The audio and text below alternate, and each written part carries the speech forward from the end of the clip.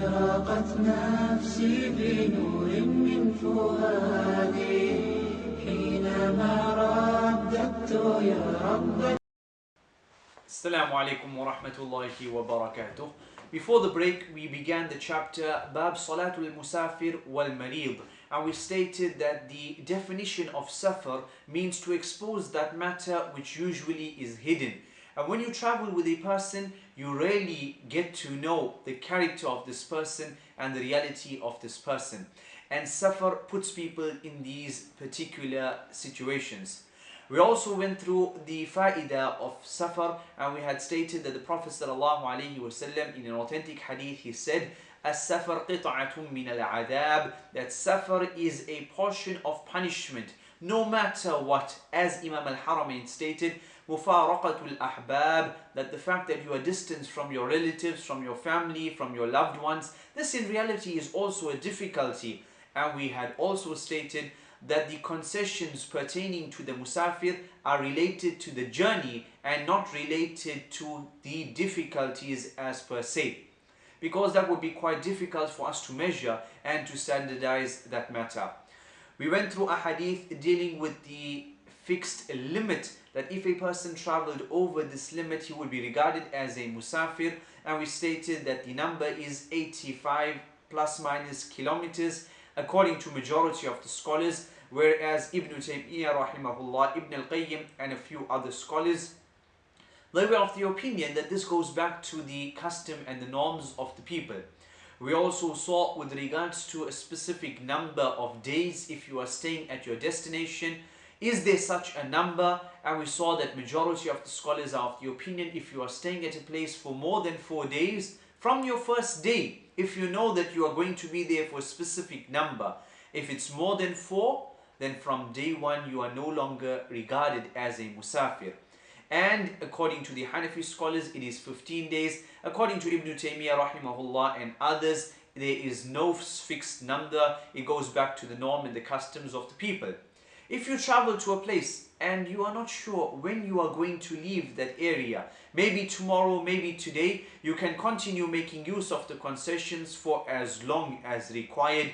We saw that the Prophet ﷺ was in Tabuk for many days and he had made use of this concession. Anas ibn Malik or Ibn Umar radiallahu ta'ala was in Azerbaijan and he continued making Qasr Salah for 6 months.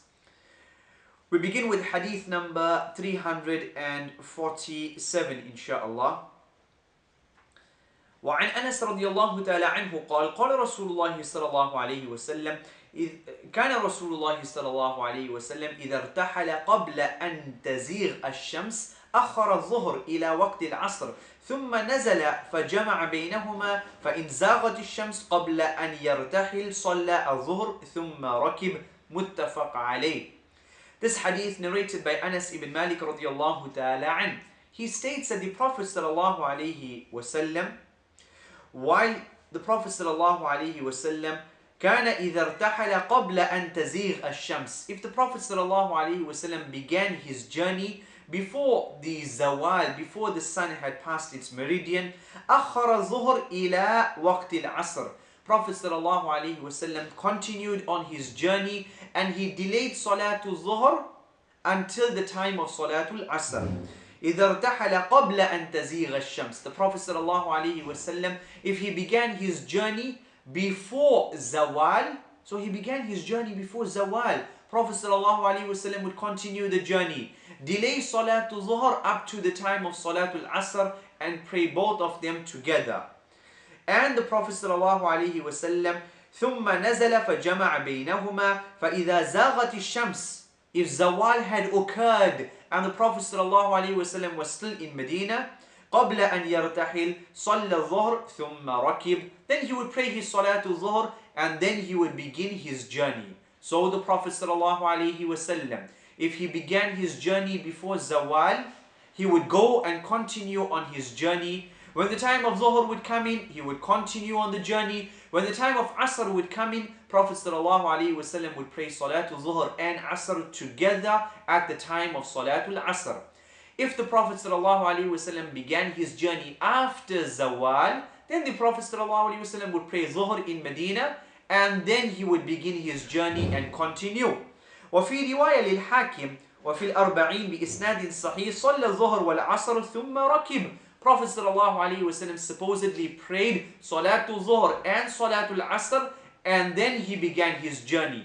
In Medina, he prayed Salatul Zuhr and Salatul Asr in Medina, but there are some discrepancies with regards to this hadith. ولأبي نعيم في المستخرج مسلم كان إذا كان في السفر فزالت الشمس صلى الظهر والعصر جميعا ثم ارتحل.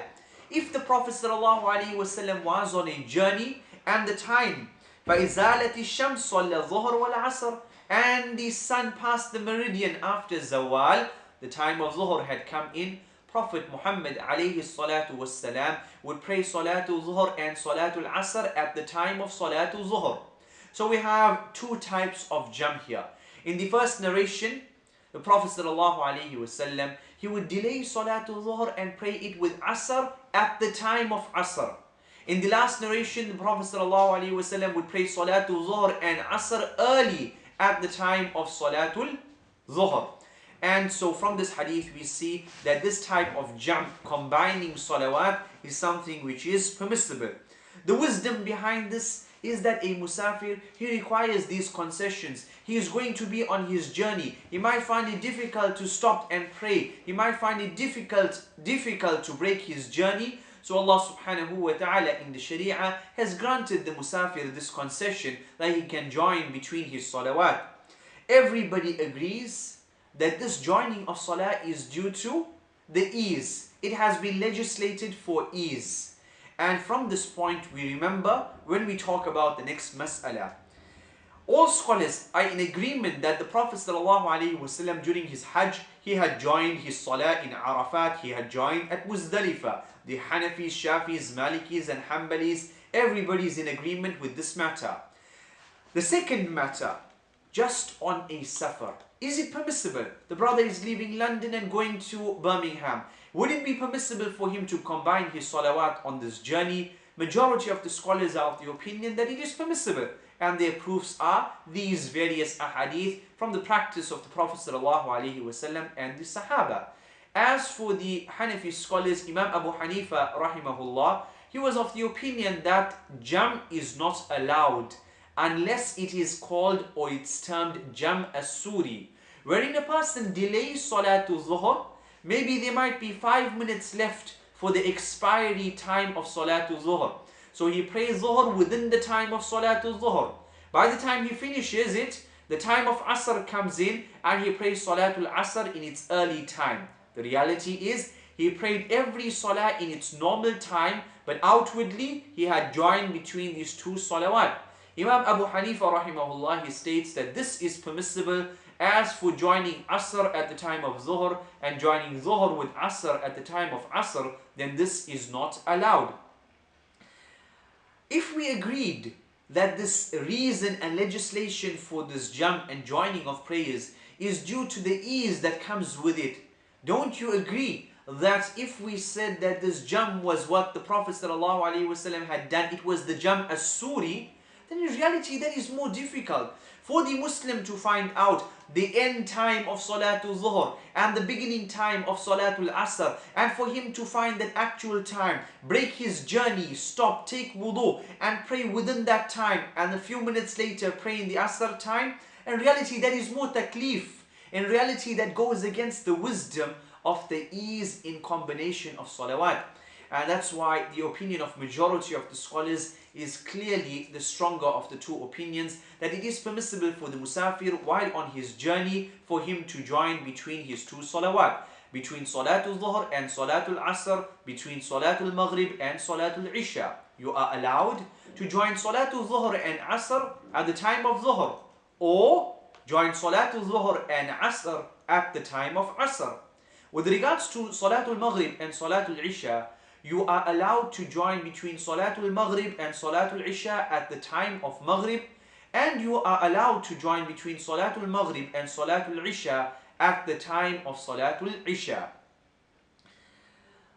A few months ago, the famous Da'i from India, Yawar Beg, he was in South Africa, and he was giving a talk to the du'at and the ulama here in South Africa. and he had stated that once he was with Abu Hassan and Nadwi, and they were on a journey, and they decided to join between the two salawat, and they obviously are upon the madhab of Imam Abu Hanifa, which does not allow this. And Abu Hassan and Nadwi decided that we need to join salah in this journey, and Yawar Beg and a few other brothers, some du'at, some muftis were with them. There was a student who was there, and the student said, yes, my teacher so and so also has given the fatwa that at times it is permissible for a Muslim who follows the Hanafi madhab for him to join between the two salawat. So Yawar Beg states that Abu Hassan and Nadwi got a bit angry at this youngster, and he said, who is your mufti? Who is your sheikh for him to give this fatwa that we need his fatwa for us to practice upon this matter? We have authentic ahadith from the Prophet ﷺ that he had done it. Imam Ahmad bin Hanbal, Imam al-Shafi'i, Imam Malik rahimahumullah, majority of the scholars of the ummah are of the opinion that it is totally permissible. So we don't need the fatwa of your mufti to allow us this concession, but we follow the great scholars before this. And he said, what if, for example, we are a bit too fanatical on this matter? What are we going to do with these authentic ahadith? Are we going to say that it is fabricated? Obviously impossible. We cannot state that. So he had mentioned in that gathering that a person should not have ta'assubiyya. He should not be fanatical with regards to the opinions that he might follow. This hadith is clear proof that a person can join between his two salawat, Zuhr and Asr, Maghrib and Isha, in the early time or in the latter time. What is better? Is it better for a Muslim to join or not? Then the practice of the Prophet ﷺ was that if he was on the journey, ala sayr, while in the middle of the journey, then the Prophet ﷺ would join between his salawat. And when he reached the destination, or if he stopped on his journey at a certain place and he was camped there, then he would not join. If he was camped, then he would pray every salah in its time. So we join between the evidences and we say it's permissible to make jump. But what's better? It is better if you are on the journey to join, and if you are nazil, if you are camped somewhere, then it would be better for you to pray every salah in its normal time. Hadith number 348. وعن معاذ بن جبل رضي الله تعالى عنه قال خرجنا مع النبي صلى الله عليه وسلم في غزوة تبوك فكان يصلي الظهر والعصر جميعا رواه مسلم. This hadith is another proof for the fact of joining and the principle that jam is something which is permissible. The Prophet ﷺ was with the rest of the Sahaba. خرجنا مع النبي صلى الله عليه وسلم في غزوة تبوك. The Sahaba went out in the battle, the Ghazwa of Tabuk, and the Prophet ﷺ would join between Salatul Zuhr and Salatul Asr. During the travel, while a person is stopped, it is permissible for him to join between his salawat. And we had stated previously in our lessons that joining between the two salawat, this is attached to difficulty, and shortening the prayer is attached to safar. The illah, or the reason for shortening the prayer, this is due to you being on a journey. This is due to safar. For as long as you are on a journey, for as long as you are traveling more than 85 plus minus kilometers, you would be regarded as a musafir, and it is better for you to shorten your prayer. Nothing to do with difficulty. As for jam, as for joining between two salawat, then this is permissible due to difficulty. Yes, the musafir is allowed to join. Also the female in istihada, she is allowed to join. A person who is very, very sick, they can join between the two salawat. The brother might be in his home, but he would be allowed to join between his two salawat if he finds great difficulty in the matter. He prays Salatul Zuhr as 4 rakats. Then he prays Salatul Asr as 4 rakats. He prays Salatul Maghrib as 3. And directly after it, he prays Salatul Isha as 4 rakats. I repeat, joining between salawat is attached to difficulty. And qasr, shortening the prayer, is attached to journey.